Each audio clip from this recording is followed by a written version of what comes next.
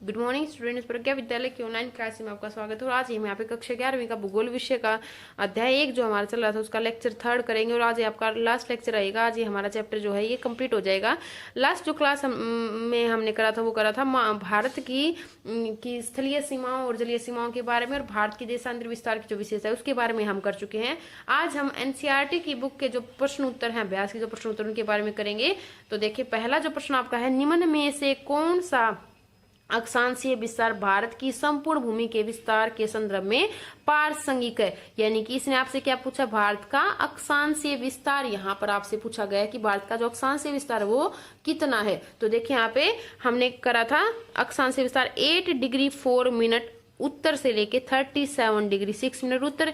तो अगर आप इनमें ऑप्शन देखेंगे तो आपका ये जो ऑप्शन सी जो है ये इसका सही उत्तर रहेगा, 8 डिग्री 4 मिनट उत्तर से 37 डिग्री 6 मिनट उत्तर। सेकंड जो प्रश्न आपका वो है, निम्न में से किस देश की भारत की सबसे लंबी स्थलीय सीमा है? तो आपको याद होगा, मैंने बचपन MBA आपको एक तरीका बताया था याद करने का। सबसे लंबी जो तटरेखा वो किसके साथ है? बांग्लादेश, पाकिस्तान, चीन या म्यांमार। तो सबसे ज्यादा किसके साथ बताई थी? बांग्लादेश के साथ बाउंड्री मैंने आपको बताई थी। नेक्स्ट प्रश्न, निम्न में से कौन सा देश क्षेत्रफल में भारत से बड़ा है? तो पहले तो बात कर लेते हैं क्षेत्रफल की। तो भारत का क्षेत्रफल मैंने कितना बताया था? 32,27,263 किलोमीटर। और विश्व में अगर देखें तो भारत का क्षेत्रफल में कौन सा स्थान बताया था? 7वां।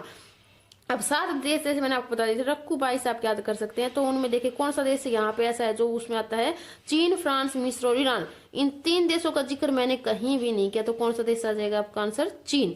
निम्न याम्योत्तर में से कौन सा भारत का मानक याम्योत्तर, यानी कि कहाँ से भारत का समय नोट होता है, कौन सी देशांतर से? तो कौन सी देशांतर थी?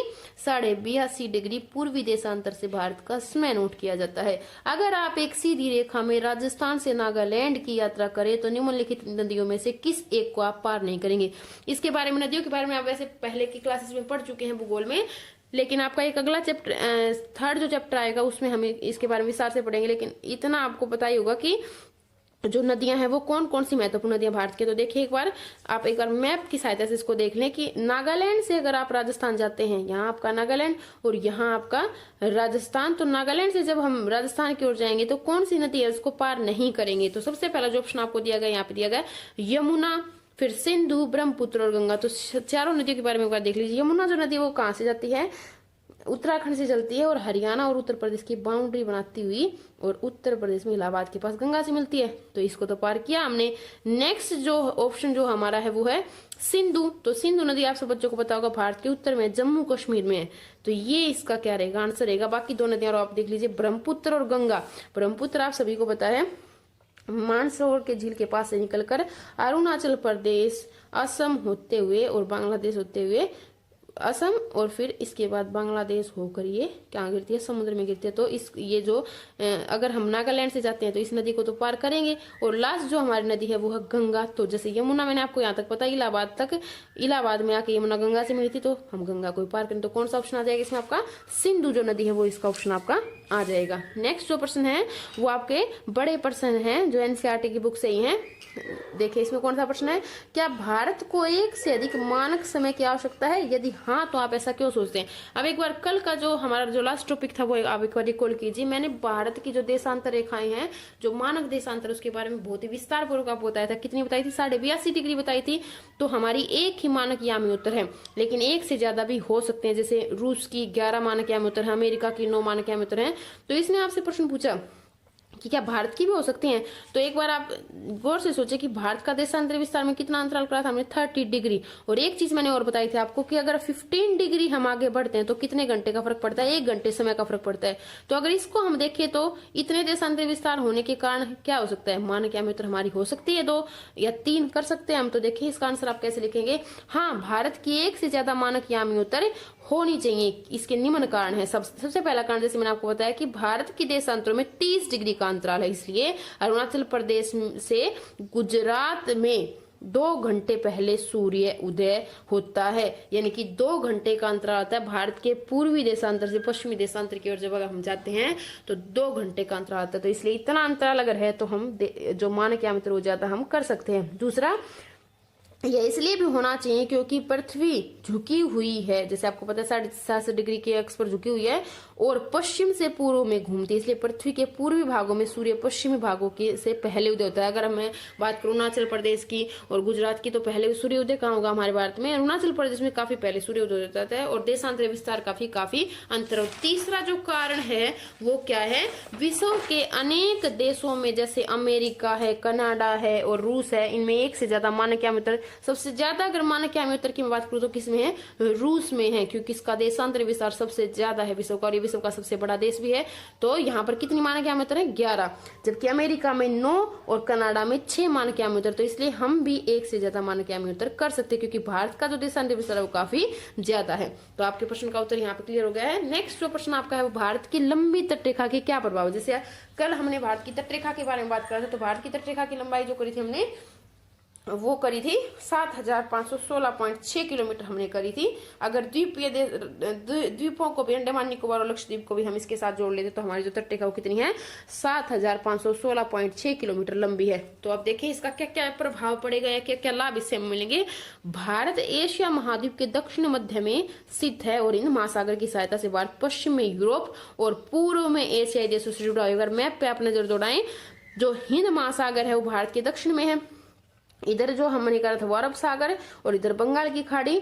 तो इसकी वजह से हम पूरे यूरोपियन कंट्री जो हमारे पश्चिम में है और इधर एशियाई कंट्री जो है उनसे हम जुड़े हुए हैं, किसके कारण, इसी तट रेखा के कारण। दूसरा, प्रायद्वीपीय भारत की इस सामुद्रिक स्थिति की वजह से ही भारत समुद्री वायुमार्गों द्वारा अपने पड़ोसी देशों से जुड़ा हुआ है।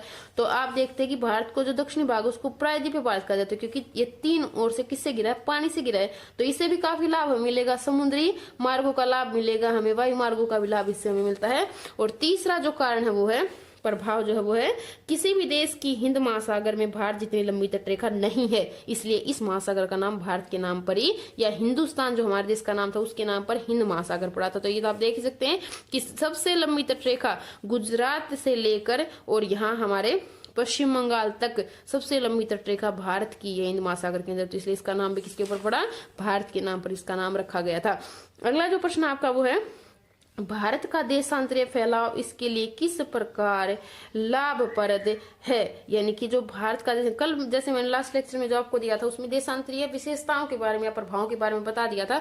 एक बार आप देख लीजिए कि आप अगर पेपर में प्रश्न आता है तो कैसे करेंगे। कर्क रेखा 23.5 डिग्री जो आपको पता है उत्तर है, वो भारत को 2 बराबर भागों, भारत देश के उत्तर में उपोष्ण कटिबंध बनता है और दक्षिण में उष्ण कटिबंध की स्थिति बनती है, जिसके कारण भारत में जैव विविधता दिख पाई जाती है। एक बार फिर से रिकॉल करें, फर्स्ट लेक्चर में हमने कटिबंध करे थे पूरी पृथ्वी के। तो कितने कटिबंध मैंने आपको बताए थे, 3 कटिबंध हमने करे थे। ये आपकी 0 डिग्री, 23.5 डिग्री उत्तर से लेके 23.5 डिग्री जो दक्षिण है वहां पर कौन सा कटिबंध है, उष्ण कटिबंध, वहां पर तापमान ऊंचा रहता है। इसके बाद 66.5 डिग्री तक अगर आप जाते हैं तो कौन सा कटिबंध बनता है, उपोषण, और इसके बाद उपोषण या फिर शीतोष्ण, और 66.5 डिग्री से ऊपर 90 डिग्री ध्रुव तो क्या बनता है, शीत कटिबंध। तो भारत की स्थिति अगर हम देखें तो कितनी बताई थी मैंने आपको, 8 डिग्री से लेके 37 डिग्री और 23.5 डिग्री क्या थी, भारत को लगभग 2 बराबर भागों बांटती। तो इससे क्या होता है, भारत में जो कटिबंध वो 2 कटिबंध बनते हैं, भारत के उत्तर में उपोष्ण कटिबंध और भारत के दक्षिण में उष्ण कटिबंध, जिसके कारण जैव विविधता में भी काफी अंतर पाया जाता है। दूसरा, इन 2 ताप कटिबंधों के कारण जलवायु विविधता भी अधिक है। जलवायु विविधता, आप समुद्रों की ओर जाते हैं तो हमारी जलवायु कैसे, सम जलवायु, ना तो ज्यादा सर्दी और ना ही ज्यादा गर्मी। लेकिन अगर आप जम्मू कश्मीर में जाते तो बहुत ज्यादा ठंड है। राजस्थान का तापमान अगर आप देखें तो काफी ऊंचा रहता है। तो ये क्या है, जलवायु में भी विविधता है। और तीसरा, भारत में भौतिक विविधता के कारण अलग अलग प्रकार की जलवायु वाले क्षेत्र भी मिलते हैं। और फिजिकल जो फीचर्स है भारत के, आप देखेंगे कि मैदान भी है, यहाँ पर पर्वत भी है पठार में, तो उसका प्रभाव भी पड़ता है। नेक्स्ट और लास्ट जो आपका प्रश्न है वो है, जबकि पूर्व में उदाहरणतः नागालैंड में सूर्य पहले उदय होता है और पहले ही अस्त होता है, फिर कोहिमा और नई दिल्ली में घड़ियां एक ही समय पर समय क्यों दिखाती हैं। यानी कि प्रश्न थोड़ा आपको घुमा के दे दिया गया है।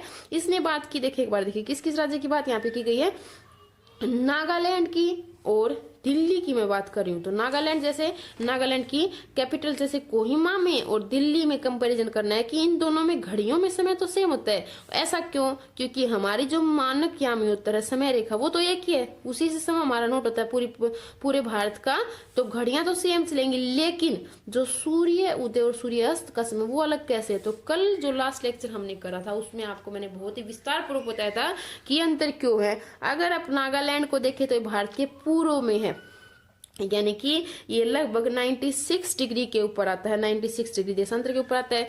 और अगर मैं दिल्ली की बात करूं तो उसका देशांतर विस्तार कितना है, लगभग 77 डिग्री, यानी कि दोनों में अगर आप अंतर देखोगे तो कितने डिग्री का आता है, लगभग 20 डिग्री देशांतरी अंतर आता है। जैसे हमने कल वाली क्लास में करा था कि 1 डिग्री अगर हम चेंज करते हैं तो कितने मिनट का फर्क पड़ता है, 4 मिनट का। तो आप देख लें 20 डिग्री अगर चेंज करते हैं तो कितने मिनट का फर्क पड़ेगा, 80 मिनट का, यानी कि लगभग 1.5 घंटे के तकरीबन नागालैंड के कोहिमा और दिल्ली में समय का अंतराल। तो आप इस प्रश्न को जब करेंगे तो यहाँ पे मैंने उत्तर लिखा, आप कैसे कर सकते हैं कि भारत का जो देशांतर विस्तार लगभग 30 डिग्री का है, इसी अंतराल के कारण आप पूरा बता सकते हैं कि 1 डिग्री में इतने मिनट का फर्क पड़ता है। तो इन दोनों में जैसे नई दिल्ली का आप 70 डिग्री देशांतर विस्तार लिख सकते हैं, और कोहिमा का जैसे आप कर सकते हैं आपका जो है वो 96 डिग्री लगभग देशांतरी विस्तार आता है। तो इन दोनों को आप क्लियर यहाँ पे कर सकते हैं। आपका जो ये अध्याय है ये कंप्लीट हो गया है, और जो चीजें हमने कराई उम्मीद करती हूँ कि आपको अच्छे से समझ आई होंगी। आप इन सब को कॉपी में उतार सकते हैं, इनको अच्छे से याद करें। Thank you.